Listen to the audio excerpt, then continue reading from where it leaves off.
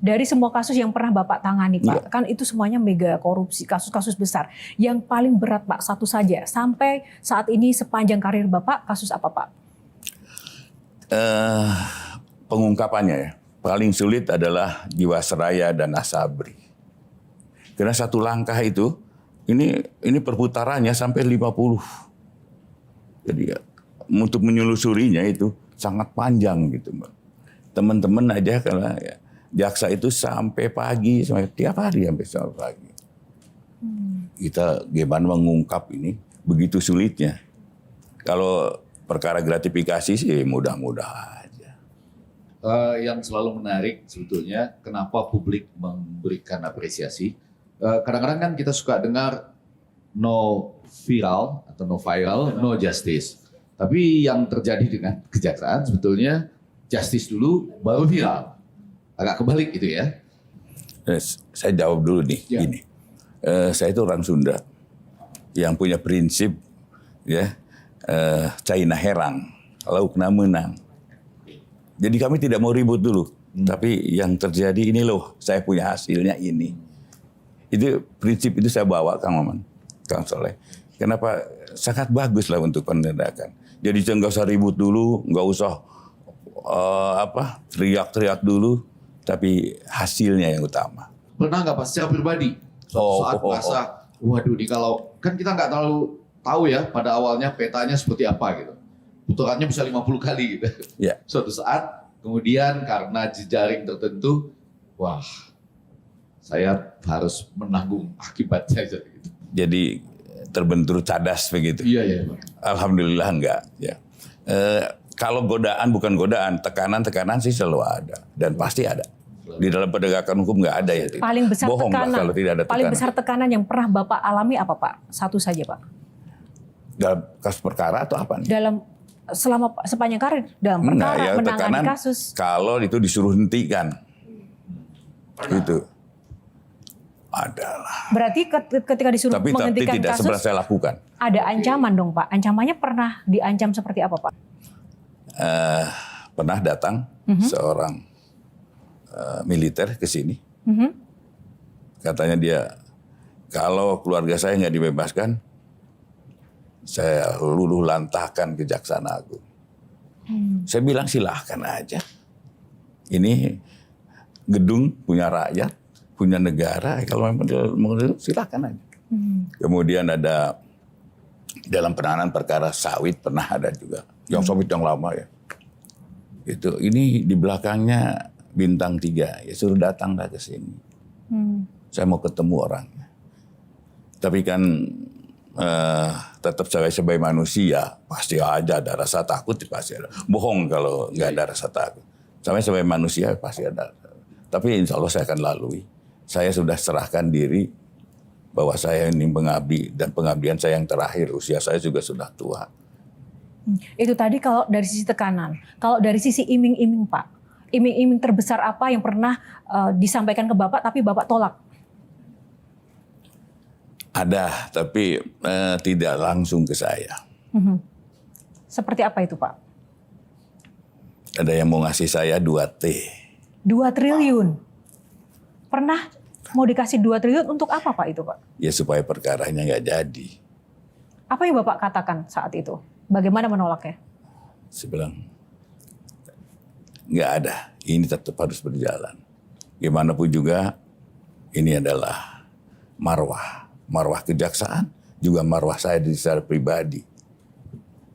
Saya pantang untuk surut.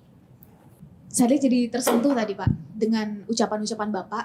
Tapi saya kalau boleh angkat Pak, satu aja yang belakangan ini terjadi. Ada anggapan publik yang menilai bahwa semua kasus yang hari-hari ini naik, itu sebetulnya antara dua. Bahwa mau mengganti para pemain korupsinya, atau yang kedua, ingin menyerang lawan saja dalam hal ini. Nah, dalam hal ini kalau boleh mengambil satu contoh adalah misalnya kasusnya Pak Tom Lembong. Bukan kasus tangkap tangan, terbukti impornya paling kecil, ternyata juga tidak menerima keuntungan, tapi dipanggil Pak, dikasuskan. Nah, sedangkan itu tidak terjadi, boleh jadi ke menteri lainnya. Kalau boleh Pak, ini dijawab agar publik akhirnya terpuaskan logikanya dan untuk menjaga bahwa keadilan adalah keadilan sebagaimana yang Bapak sampaikan tadi, itu sebetulnya bagaimana Pak? Gini Mbak, kalau kasus-kasus itu lihat aja nanti hasil putusannya. Saya tidak akan, insya Allah putusannya. Kan tidak harus ya. Saya tidak terima duit. Kan memperkaya orang lain juga di dalam undang-undangnya begitu. Memperkaya orang lain. Itu sudah suatu tidak pidana. Tapi saya memang tidak ingin jawab karena ini sedang berjalan. Jadi mohon maaf nanti tunggu aja putusannya. Kalau yang tadi pertanyaan Shirley di awal bahwa kasus-kasus besar ini pertanyaan publik sih Pak, ini antara memang hanya sekedar ingin mengganti posisi pelaku korupsinya saja, pemain lama diganti pemain baru, atau seperti apa sebenarnya? Kalau Pak? kami tidak punya pikiran itu, tetapi ada fakta, ya, kemudian kita buka, itu aja. Soal nanti silahkan aja, saya bukan di urusan saya lagi kalau mau itu pengganti atau ganti. Tetapi kalau itu terjadi lagi akan saya tindak lagi. Bapak seberani ini nih sebetulnya apa sih Pak yang ada di dalam prinsip Bapak dalam menjalankan keadilan ini kayak gimana sih Pak? Gimana pun juga gini Mbak, saya ini selalu tertantang, ya. Bahkan saya kalau ditekan semakin membeku. Artinya kalau saya sudah melangkah, apapun harus saya jalani. Dengan resiko apapun. Jadi begini, begitu saya dilantik, saya kumpulkan saudara-saudara. Termasuk TB Hasanuddin, saya kumpulkan. Kalau kalian melakukan perbuatan, ya, pidana, apapun, apalagi korupsi, saya tidak akan peduli siapa kalian, sekalian saudara-saudaraku juga. Saya mau mengutip tulisan Bapak di Instagram, Pak. Jaksa yang hebat tidak lahir dari kemudahan, kesenangan, dan kenyamanan, tetapi dibentuk dari kesulitan, tantangan, dan air mata. Puitis sekali ini, Kang Maman juga kalah nih. Nah, pertanyaan saya, kapan Bapak berlinang air mata karena pekerjaan Bapak sebagai jaksa? Terakhir Bapak berlinang air mata karena pekerjaan itu kapan, Pak? Boleh cerita nggak, Pak? Ya, kalau gagal saya menuntut itu saya berlinang air mata. Terakhir ya kasusnya Asabri. Keluarga di rumah gimana Pak melihat Bapak nangis, banyak tekanan di luar? Ya nangisnya nggak dilihatin teman-teman. Nanti anak-anak jadi enggak. Jadi dalam artian begini Mas. Anak-anak yang saya khawatirkan adalah dengan adanya kalau anak-anak itu terus kesannya gini dengan framing ini, yang selalu saya khawatirkan adalah anak-anak percaya enggak sih? Itu yang saya khawatirkan. Saya dengan tekanan apapun saya enggak ada masalah. Dan ancaman yang pernah saya terima paling sadis adalah ketika saya tugas di Aceh, begitu saya turun dari pesawat, ya itu ada dulu bukan WA SMS masuk. Selamat datang saudara Sanitiar Burhanuddin di Kota Raja.